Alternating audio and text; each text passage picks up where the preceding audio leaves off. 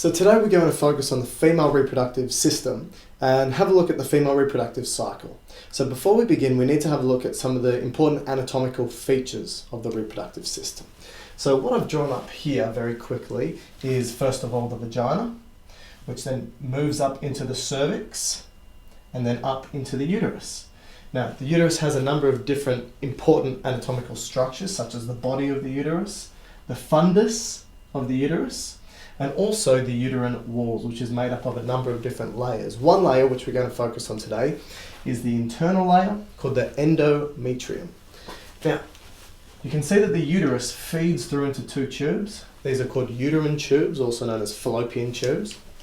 And I've exaggerated just one of these uterine tubes. So you can see as we follow it through, it starts to branch out like little fingertips. Now, these little fingertips are called fimbriae. And what's the importance of these fimbriae? These fimbriae hold the ovary, okay? So you know that you've got one ovary on either side. Now, the ovary holds oocytes. So what's an oocyte? An oocyte, O-O-C-Y-T. An oocyte is basically an egg. Now, which is also known as an ovum. Now, for females, you'll find that there are thousands of oocytes, what we call primordial oocytes, in one ovary. Where do they come from and how long have they had them? Well, basically, females, when they are in utero themselves, so for example, when a female is within their mummy's tummy, so to speak, they already have all the oocytes they need for their entire life. Their ovaries, even when they are in utero, their ovaries already contain all the oocytes they need, okay? Thousands of them. So, if I were to take this ovary and just draw up a couple of oocytes to begin with, there's going to be thousands and thousands of them. And we know that every single month the reproductive cycle begins and these oocytes start to prepare themselves for fertilization and the uterus starts to prepare itself for fertilization. So what we're going to talk about today is how does the body do this?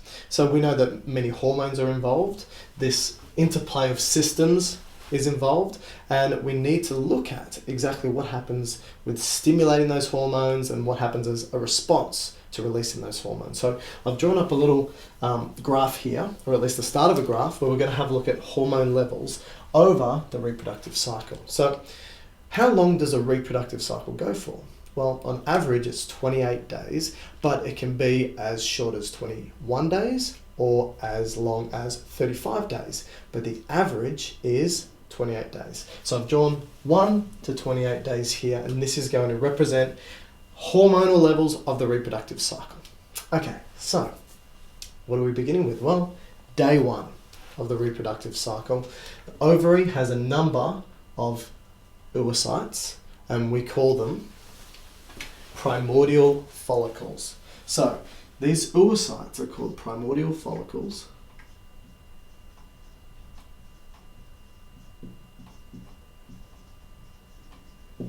And at day 1, these primordial follicles, between 10 to 20 of them, okay, but I'm just going to draw one for reference, between 10 to 20 of them start to develop. Now, what does a primordial follicle develop into? It develops into something called a primary follicle. Now, a primary follicle, again, has the oocyte, or the ovum, and this oocyte is surrounded by some cells. Some flat-looking cells which are called follicle cells or follicular cells. And again, the whole structure is called a primary follicle. Now, these follicular cells, what's the point of them being around the oocyte? Well, they basically provide nourishment for the oocyte. They keep it alive. Now, this primary follicle, or at least between 10 to 20 of these primary follicles that have just been made, starting at day 1, they will not turn into the next form, which is called a secondary follicle, unless there is a stimulus to tell it to do so. Now, the stimulus is going to be a hormone. So we need to talk about the first hormone that's released within this process. Now, what we need to talk about quickly is where's this hormone released from and what's its stimulus. So, if we were to draw up very quickly central nervous system, we've got the cerebrum and the cerebellum, and we've got the midbrain, pons and medulla, and then the brainstem. There's a very important part which we've spoken about before, and this important part is called the hypothalamus.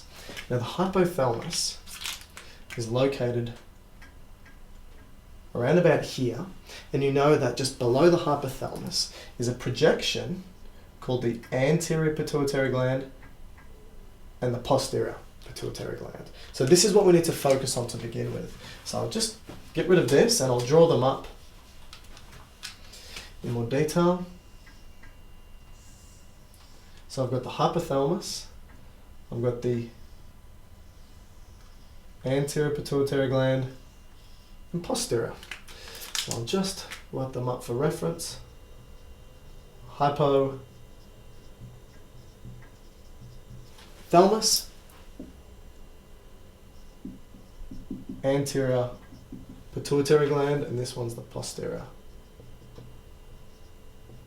pituitary gland. Okay, so what's happening? Well, the primordial follicles are now turned into primary follicles with these follicular cells providing nourishment to the oocyte. Now they want to go to the next form, which are called secondary follicles. But they can't unless a particular hormone is released. Now, the hypothalamus has a number of different hormones that it releases. One is called gonadotropin releasing hormone. Gonadotropin releasing hormone. So let's write that down. Gonadotropin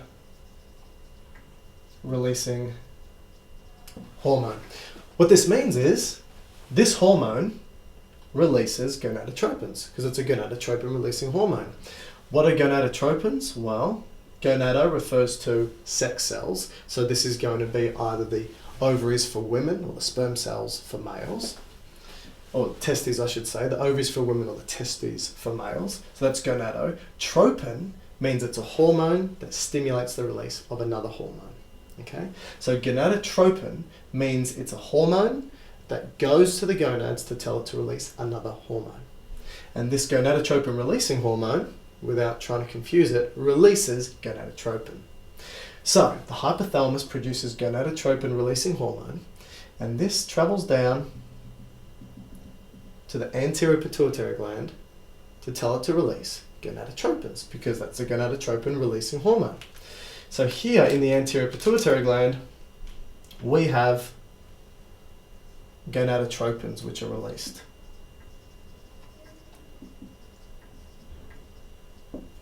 Now, these gonadotropins, there's two. One is called follicle stimulating hormone, and one is called luteinizing hormone. So let's write that up very quickly. FSH is follicle stimulating hormone, and LH is luteinizing hormone. So, which one of these two do you think is going to stimulate this follicle from going from primary to secondary? Well, it's going to be the follicle stimulating hormone. So, the primary follicle will not turn into a secondary follicle until FSH is released from the anterior pituitary gland, and FSH, like I said, is going to travel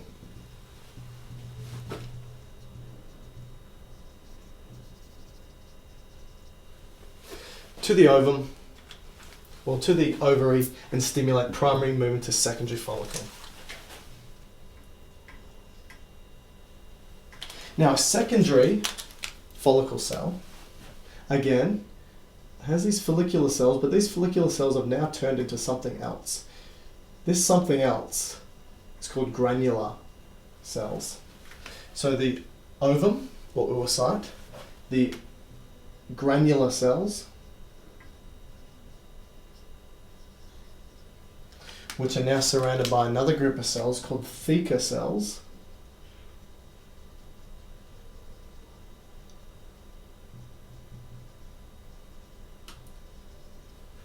And very importantly, surrounding the oocyte is a layer called the zona pellucida. So I'm just going to write that down here. Zona pellucida. What's the importance of this zona pellucida layer surrounding the oocyte? Well, when this oocyte has been released from the ovary into the uterine tube, this zona pellucida allows for, because remember, there's going to be, hopefully, a number of sperm coming in to try and fertilize that oocyte. And what the zona pellucida does is as soon as one sperm gets in to the zona pellucida, it shuts all the doors and doesn't allow any more sperm in. So if I were to draw that up very quickly, if after all this has happened, so I'm jumping forward a little bit, we've got the oocyte surrounded by the zona pellucida. And you've got all these sperm cells coming in.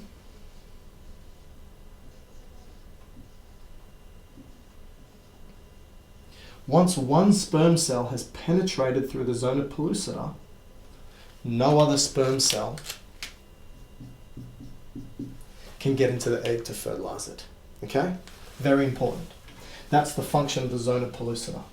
Now, once the follicle-stimulating hormone released from the anterior pituitary gland has told the primary follicle to turn into the secondary follicle, I said that there's the oocyte in the secondary follicle, there's the zona pellucida, important for letting sperm in, there's granular cells and theca cells. Now together, the granular cells and theca cells produce something very important, and this important something is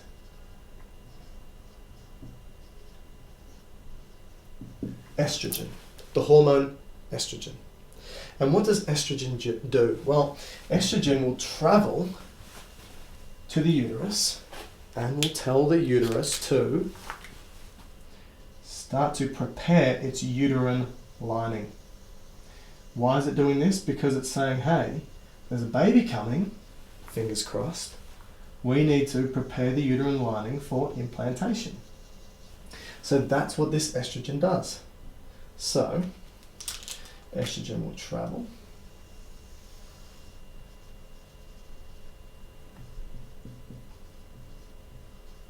and prepare that uterine lining for implantation. Now, let's go to this graph which we haven't drawn up yet. What two hormones have I spoken about predominantly? I spoke about FSH being released and I spoke about estrogen being released. So if we were to first focus on FSH, so let's put FSH in blue. What you'll find is from day one, FSH starts to increase. Okay?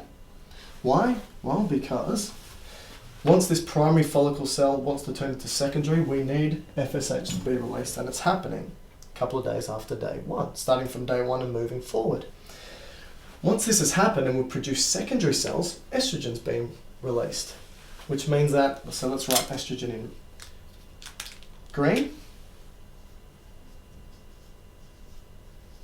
Estrogen starts to release and starts to go up. Now, this secondary cell turns into something called a mature follicle. So, primordial follicle, primary follicle, secondary follicle, mature follicle, also known as a Graafian follicle. And what happens with this follicle is that, again, has the oocyte, has the zona pellucida, remember important for letting sperm in, has granular cells, and these granular cells start to really grow, really get thick. And then has the theca cells as well on the outside. And what you see happens is that it starts to protrude against the wall of the ovary. Okay? And this is a mature follicle. Now, this mature follicle, because it's producing so many, remember, theca and granular cells, it again starts to release more estrogen. So estrogen levels start to go up and up and up. So that means estrogen goes up and up and up and up and up. Now the important point is, as estrogen goes up, it feeds back to the hypothalamus and stops what? Follicle stimulating hormone from being released. So negative feedback. So this follicle stimulating hormone starts to drop down again. However, once these mature follicles start to produce more and more and more and more estrogen, what happens is the estrogen levels get so high that it hits a point in which, for some reason we don't know why, instead of negatively feeding back, it positively feeds back. And so what do you think happens? Well, we get a surge in the production of both follicle stimulating hormone and especially luteinizing hormone. So high levels of estrogen have now told follicle stimulating hormone to peak and have now told luteinizing hormone to surge. And before that, luteinizing hormone was quite low. But now what's happened is luteinizing hormone is bumped up like that. Really important. So just before day 14, luteinizing hormone has bumped up. Now what does luteinizing hormone do? Luteinizing hormone travels to this mature follicle and it starts to weaken the wall of the ovary. That's the first thing. Luteinizing hormone starts to weaken the wall of the ovary here where that mature follicle has started to protrude out. And what does this do? Well, this results in the oocyte, or the egg, from being released. Oops. Now once that egg is being pushed out and released, it's surrounded, like I said, by that zone of pellucida. And what's remaining? Well, the granular and theca cells. So what you end up having is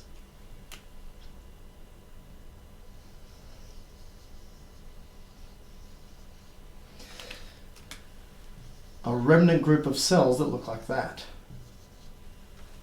Now, this remnant group of cells, because remember, we've got the oocyte has just been injected, so now we've got the oocyte with the zone of pellucida, and now we've got these granular cells with theca cells here. Okay, now, the continual release of luteinizing hormone at this point here continues to stimulate this little remnant group of cells.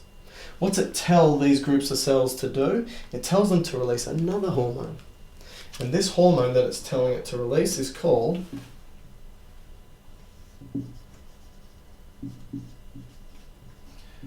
progesterone.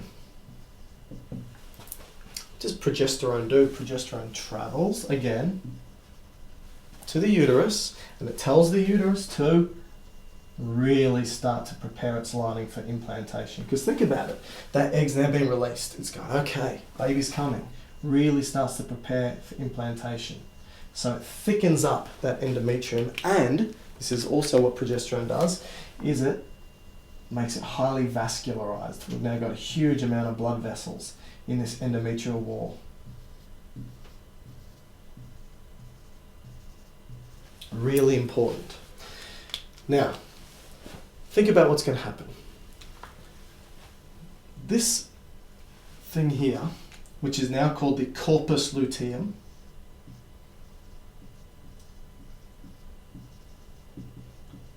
think about it, luteinizing hormone. Luteinizing means it turns it into something called the corpus luteum. So the luteum body means yellow body, because this yellow stuff is fat and cholesterol and produces progesterone. And as this progesterone is released, it further thickens up the endometrium, makes it highly vascularized and saying, okay, baby's coming, baby's coming. it will continue to do this for about 10 days. So think about it. At day 14, what happened? Luteinizing hormone was released to tell the ovum to come out. That's ovulation. So day 14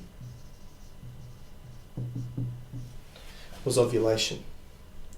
And we've got follicle stimulating hormone has dropped off. Luteinizing hormone is continually telling this system to release progesterone, progesterone, progesterone.